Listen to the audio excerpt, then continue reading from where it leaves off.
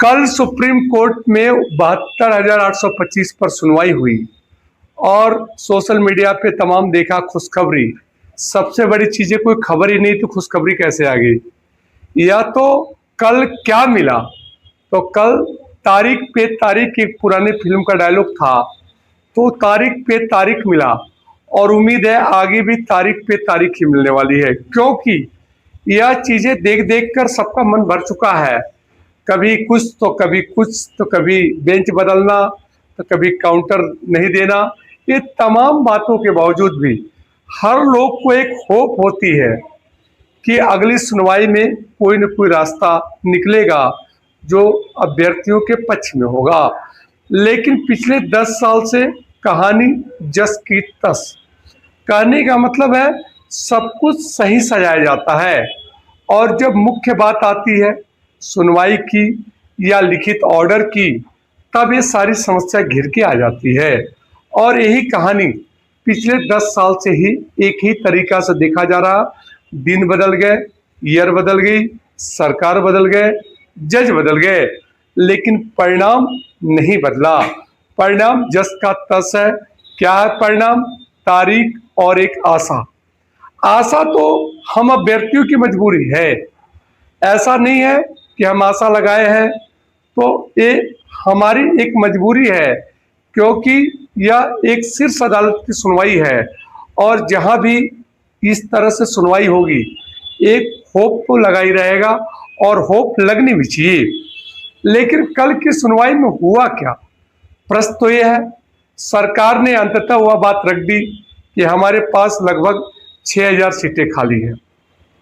मैंने अंतिम वीडियो में ही बताया था, जो 2-3 दिन पहले दिया था, कि कुछ भी हो जाए, अंत में अगर कुछ होगा तो मेरिट बेस का ही एक संभावना बनता है और कोई संभावना नहीं बनता है कि हाई कोर्ट से कोई सुप्रीम कोर्ट में आया।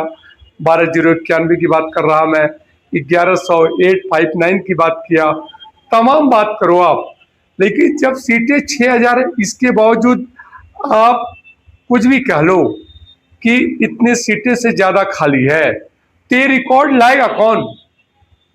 जब राज्य सरकार बिल्कुल पक्ष में है ही नहीं, तो ये पूरा रिकॉर्ड देगा कौन कि कितनी सीटें भरी है और कितनी सीटें खाली है? राज्य सरकार ने अपना सीट तो बता ही दिया। अब इस पे आप तमाम अपनी अटकलें लगाते रहे कि 55,000 सीटें भरी है, 50,000 सीटें भरी है, 14,000 खाली है, 21,000 खाली है। आपके कहने से अगर होना होता तो शायद ये 10-12 साल तक केस नहीं चलता और ये केस का बहुत पहले खत्म हो गया होता। लेकिन ये केस पूरी तरह से किसके पक्ष में है? अर्थात यह केस पूरा जो है ना, वह राज्य सरकार के सिस्टम पे आधारित है। राज्य सरकार जितने सीटों को कहेगी उतना ही भरेगी और अभी सुपर टेट नाम से वैकेंसी आ गई है जिसमें बची हुई सीटों को जोड़ भी सकते हैं। ये भी संभावना कि अगर इसकी निस्तारण जल्दी नहीं होता है तो सुपर टेट से यूपी टेट का रिजल्ट के बाद एक वैकेंसी आएगी सुपर टेट, उसमें ये बची हुई 6,000 सीटें भी जुड़ सकती है। इसमें बहुत बड़ी बात नहीं है, क्योंकि अनुमान लगाकर सब थक चुके हैं, सोचकर सब थक चुके हैं। वकील साहब लोग खूब मेहनत किए, नोडल अधिकारी खूब मेहनत किए, लेकिन समस्या जस की तस रह गई। जो कल थी वो आज है। हर सुनवाई के शुरू में ऐसा लगता ही है कि अब की बार कुछ विशेष होगा, अब की बार आखिरी सुनवाई होगी। मैं तो अंतिम में और लगातार वीडियो में कहता आ रहा हूं कि किसी न किसी का हो जाए। कम से कम यह तो समझ में आएगा कि 14 साल के संघर्षों के बाद एक बहुत चर्चित मामले को देखते हुए कम से कम कुछ लोग तो कहेंगे कि हमने इतनी लंबी लड़ाई के बाद अपनी ज्वाइनिंग लेटर ले लिया। तो यह सुनने में भी अच्छा लगेगा, समझने में भी अच्छा लगेगा और लोगों को विश्वास भी रहेगा कि कुछ न कुछ न्याय मिला और लोगों को ज्वाइनिंग हुई। लेकिन अभी तक ऐसी कोई समस्या नहीं दिख रही है और न ही कोई खुशखबरी दिख रही है। कहानी बिल्कुल पैरेलल है, बिल्कुल धरातल पे है। इस समस्या को समाधान करने में अगर आदरणीय जज साहब, माननीय सुप्रीम कोर्ट 2 घंटे लगातार सुनवाई कर दे तो सारी समस्या एक ही दिन में समाप्त हो जाएगी। ऐसा बहुत सारे केसों में हुआ है। लेकिन प्रश्न है, क्या सुप्रीम कोर्ट के अनुसार यह बहुत ही बड़ा केस है? तो नहीं, ऐसे केस तो लाखों में है। तो ऐसे लाखों केस सुप्रीम कोर्ट में कुल सबको पता है 34 जजेज हैं। इनके ऊपर लाखों करोड़ों केसेस की जिम्मेदारी है।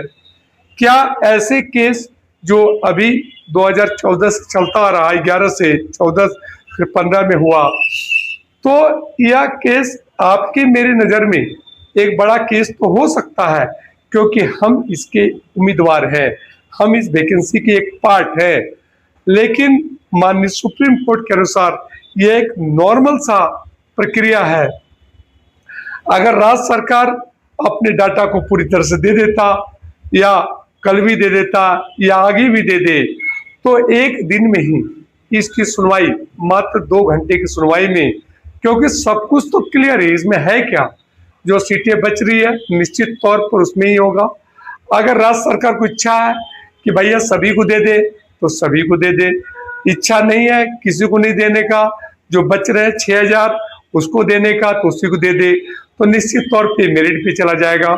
जब मेरिट पे जाएगा तब भी एक प्रोसेस आएगा, मेरिट होगी, फिर एक एक करके काउंसलिंग होगी, फिर भी ज्वाइनिंग। अगर इसकी सुनवाई इतनी जल्दी तो खत्म होने की उम्मीद नहीं लग रही है, लेकिन सुनवाई अगर खत्म भी हो जाती है तो फिर ज्वाइनिंग आते आते 1.5 साल और लगने हैं।